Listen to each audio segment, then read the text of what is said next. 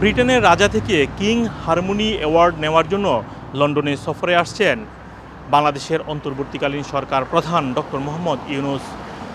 Doctor Mohammad ইউনূসের সাথে মধ্যাহ্ন ভোজ বা বিকালের চা চক্রের জন্য ব্রিটিশ পার্লামেন্টে নিমন্ত্রণ জানিয়েছেন টিউলিপ রেজওয়ানা সিদ্দিক, যিনি সাবেক মিনিস্টার ছিলেন।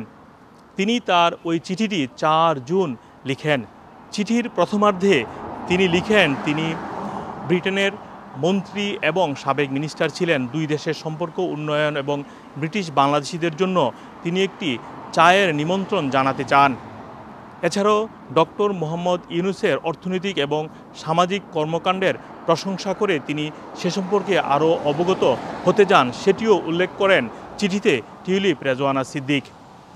টিউলিপ রেজওয়ানা সিদ্দিক এরপর লিখেন, বাংলাদেশের সাবেক প্রধানমন্ত্রী শেখ হাসিনা তার খালা এই সম্পর্কিত যে অভিযোগ তোলা হয়েছে সেটির ভুল বুঝাবুঝি করা হয়েছে এবং সেটির অবসান ঘটাতে চান এই বৈঠকের মাধ্যমে।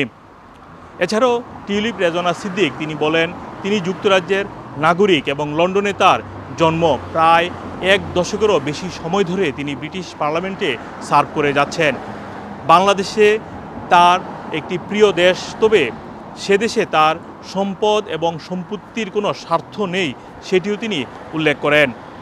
এবং তিনি লিখেন, তার বিরুদ্ধে যে অভিযোগ তোলা হয়েছে সেটি নিয়ে তার আইনজীবী বাংলাদেশের অ্যান্টি করাপশনের সাথে যোগাযোগ করার চেষ্টা করেছে, তবে এই বিষয়ে বাংলাদেশের দুর্নীতি দমন কমিশন টিউলিপ রেজওয়ানা সিদ্দিককে কোনো ধরনের যোগাযোগ দিতে অস্বীকৃতিও জানিয়েছেন বলেও তিনি ওই চিঠিতে উল্লেখ করেন। এবং তিনি আরও বলেন, তার আইনজীবীর সাথে কোনো যোগাযোগ না করে বাংলাদেশে তার যে ঠিকানা রয়েছে সেখানে চিঠি পাঠাচ্ছে দুর্নীতি দমন কমিশন। এসব বিষয়গুলো নিয়ে খোলামেলা বা ভুল বোঝাবুঝি হয়েছে বা সেটির অবসান ঘটাতে চান বৈঠকের মাধ্যমে। এদিকে 13 এপ্রিল টিউলিপ রেজওয়ানা সিদ্দিকির বিরুদ্ধে গ্রেফতারি পরোয়ানা জারি করা হয়েছে। তিনি বাংলাদেশের অনিয়ম সহ নানা বিষয়ে তার বিরুদ্ধে অভিযোগ তোলা হয়।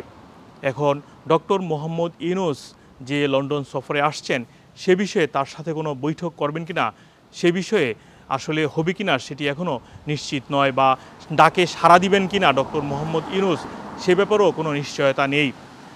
এদিকে doctor Mohammad Yunus king Charles award নেওয়ার জন্য আগামীকাল বাংলাদেশ 9 জুন বাংলাদেশ থেকে রওনা দেওয়ার কথা রয়েছে এবং 10 জুন লন্ডনে এসে পৌঁছাবেন। 12 জুন রাজার আমন্ত্রণে একটি অনুষ্ঠানের মাধ্যমে তাকে কিং হারমোনি অ্যাওয়ার্ড প্রদান করা হবে।